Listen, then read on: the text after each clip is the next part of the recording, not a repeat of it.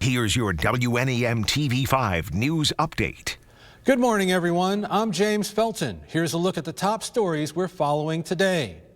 Pieces of an out-of-control Chinese rocket splashing down in the Indian Ocean just west of Maldives. Many anxiously keeping their eyes on the skies after experts expressed uncertainty on where or when the debris would come down to Earth.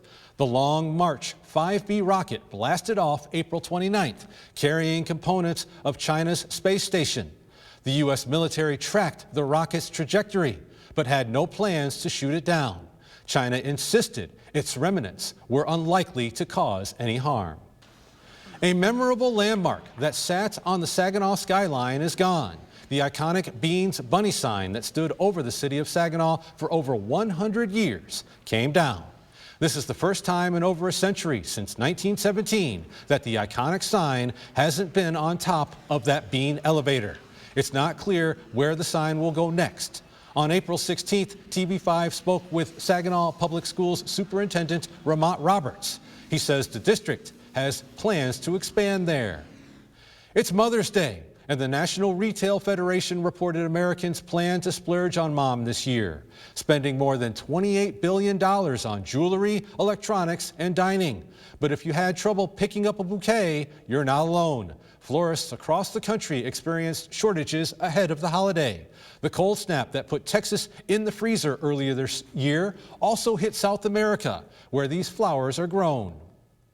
Now here's John with a look at the forecast. Thank you very much, James. Let's go over your forecast as we're going throughout your Mother's Day. Overall, not too bad to celebrate. We have 40s by this morning. Looks like we'll talk 50s into the afternoon. It's a partly to mostly cloudy sky.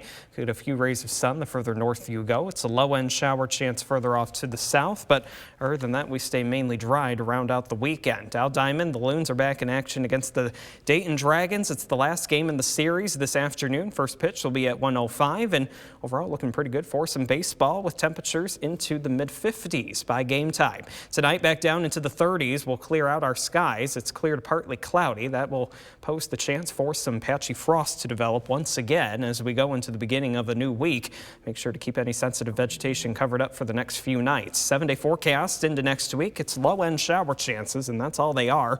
As we go into your Monday and Tuesday, we'll hold on to the 50s. 60s return by Wednesday with more sun, and then we'll continue to move up in those temperatures, upper 60s, even near 70 as we go into next weekend. In the First Warn 5 Weather Center, I'm meteorologist John Gross.